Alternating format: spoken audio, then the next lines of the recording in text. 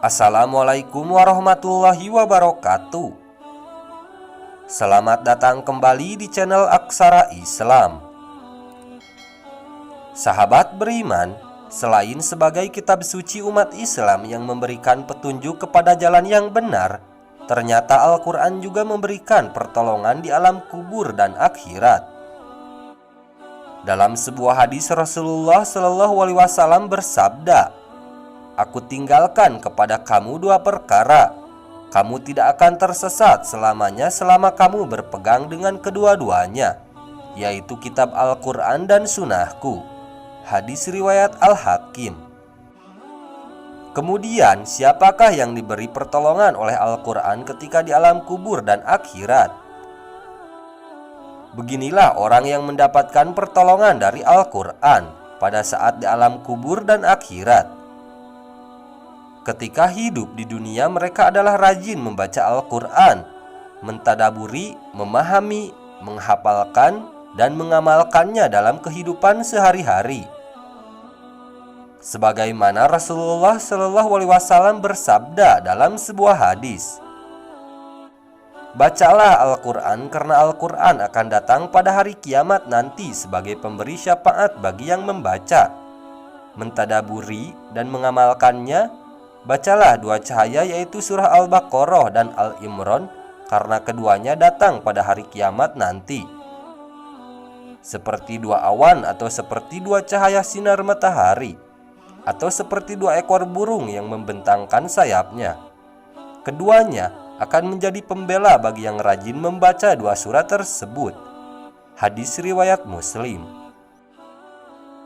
Pada kitab La'ali Masnunnah dalam riwayat Al-Bazar menjelaskan bahwa apabila seseorang meninggal dunia, ketika orang-orang sibuk dengan kain kafan dan persiapan pemakaman, tiba-tiba seseorang yang sangat tampan berdiri di kepala mayat. Ketika kain kafan mulai dipakaikan, dia berada di antara dada dan kain kafan. Setelah dikuburkan dan orang-orang meninggalkan, datanglah dua malaikat, yaitu malaikat Mungkar dan Nakir, yang berusaha memisahkan orang tampan itu dari mayat agar memudahkan proses tanya jawab. Akan tetapi orang tampan itu berkata, "Ia adalah sahabat karibku. Dalam keadaan bagaimanapun aku tidak akan meninggalkannya. Jika kalian ditugaskan untuk bertanya kepadanya, lakukanlah pekerjaan kalian. Aku tidak akan berpisah dari orang ini sehingga ia dimasukkan ke dalam surga." Kemudian orang tampan itu berpaling kepada sahabatnya dan berkata, "Aku adalah Al-Quran yang terkadang kamu baca dengan suara keras dan terkadang dengan suara perlahan.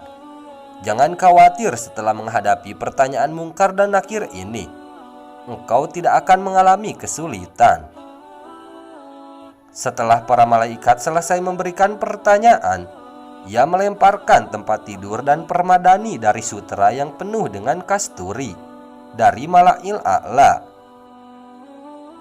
Ternyata tidak di alam kubur saja Al-Quran menolong orang yang gemar membacanya, dan syafaat Al-Quran juga diberikan kelak di alam akhirat. Dalam sebuah hadis Rasulullah menjelaskan bahwa kelak di hari kiamat, Al-Quran akan memohon langsung kepada Allah Subhanahu wa Ta'ala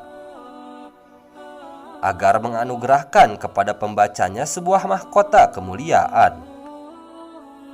Kemuliaan ini tidak akan didapatkan seseorang pun kecuali bagi mereka yang gemar memperbanyak membaca Al-Quran. Dalam sebuah hadis pada riwayat lain, Rasulullah bersabda yang artinya, "Kelak di hari kiamat Al-Quran akan datang seraya memohon kepada Tuhannya. Wahai Tuhan, pakaikanlah kepadanya pembaca Al-Quran." Kemudian dia dipakaikan mahkota kemuliaan. Kemudian Al-Quran memohon lagi, "Wahai Tuhan, ridolah dia." Kemudian Allah pun meridoinya. Al-Quran berkata, "Bacalah dan naiklah, sebab setiap satu ayat akan dilipatkan satu kebaikan." Hadis riwayat Tirmizi. Syekh Faisal Al-Mubarak menjelaskan bahwa hadis ini adalah motivasi dan perintah agar kita selalu membaca Al-Quran. dan bahwasanya Al-Quran akan memberikan syafaat bagi penjaganya, yaitu orang-orang yang selalu membacanya, berpegang teguh dengan kandungannya, melaksanakan perintahnya, dan menjauhi larangannya. Dalam Mushanaf Ibnu Abi Syaibah, Ibnu Abbas berkata, siapa yang membaca Al-Quran dan mengikuti petunjuknya, maka Allah akan memberinya hidayah di dunia dan melindunginya dari buruknya hisab amal di hari kiamat kelak. Sebab Allah berfirman, maka barang siapa mengikuti petunjukku, maka tidak akan sesat di dunia dan tidak sengsara di akhirat. Quran Surat Toha ayat 123. Nah, itu dia sahabat beriman, pertolongan Al-Quran di alam kubur dan di akhirat bagi yang sering membaca, mentadaburi, dan mengamalkannya. Sekian dulu video dari kami. Jangan lupa dukung channel Aksara Islam dengan klik tombol subscribe. Assalamualaikum warahmatullahi wabarakatuh.